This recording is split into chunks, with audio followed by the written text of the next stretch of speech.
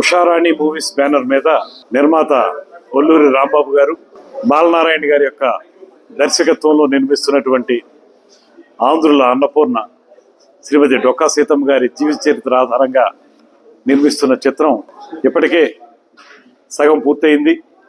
మిగతా సగాన్ని కూడా కోనసీమ ప్రాంతంలో ఆవిడ ఎక్కడైతే నడయాడిందో ఆ ప్రాంతంలో చిత్రీకరించడానికి ముందుకు వస్తున్నటువంటి సందర్భంలో వారికి శుభాకాంక్షలు తెలియజేస్తూ ఈ చిత్రంలో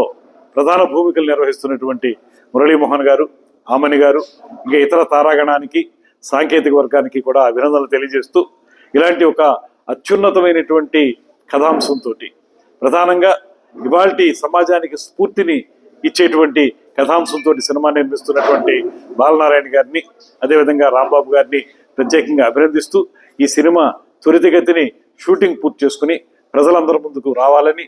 అది పూర్తిగా విజయవంతం కావాలని, తద్వారా 10 మంది దీనివల్ల ప్రేరణ, అదేవిధంగా సినిమాటోగ్రఫీ మంత్రిగా తప్పనిసరిగా వారికి సంపూర్ణమైన సహాయ సహకారాలు అందించడానికి మా డిపార్ట్మెంట్ ఎప్పుడు సిద్ధంగా ఉంటుంది. ప్రధానంగా ఒక మంచి కథాంశంతో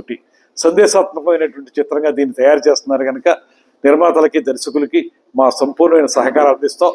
పైగా ఆ చిత్రీకరణ కూడా రాబోయే రోజుల్లో ఇక్కడే కోనసీమ ప్రాంతంలో జరుగుతుంది కనుక అక్కడ ఏ అవసరం ఏర్పడినా, ఏ సదుపాయం కావాలన్నా మేము తప్పనిసరిగా సహకరిస్తామనేటువంటి మాటని ఈ సందర్భంగా తెలియజేస్తున్నాను. డొక్కా సీతమ్మ గారి పట్ల అవ్యాజమైనటువంటి అభిమానం, గౌరవం ఉన్నటువంటి మా డిప్యూటీ సీఎం గారు, జనసేన పార్టీ రాష్ట్ర అధ్యక్షులు పవన్ కళ్యాణ్ గారు ఇప్పటికే ఆంధ్రప్రదేశ్ రాష్ట్రంలో నిర్వహిస్తున్నటువంటి మధ్యాహ్న భోజన పథకానికి ఆమె పేరును పెట్టాలనేటువంటి మాటని ముఖ్యమంత్రి గారితో చెప్పడం, ముఖ్యమంత్రి గారు కూడా పెద్ద మనసుతో ఆ పేరుని, ఆ పథకానికి ఆ నామధేయాన్ని పెట్టడం, ఇవన్నీ కూడా జరుగుతున్నటువంటి అంశాలు.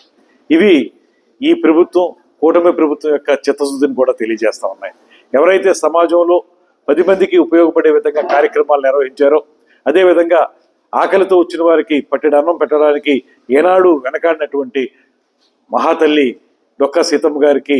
వారు ఇచ్చినటువంటి గౌరవంగా భావిస్తూ, అదేవిధంగా ఇప్పుడు ఎవరో సాహసించని విధంగా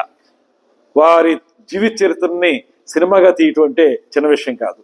దాన్ని తీసుకురావడానికి వారు చేస్తున్న ప్రయత్నం సఫలీకృతం కావాలని, తద్వారా ఆ సినిమా సూపర్ హిట్ కావాలని, ప్రజలందరికీ కూడా ఒక మంచి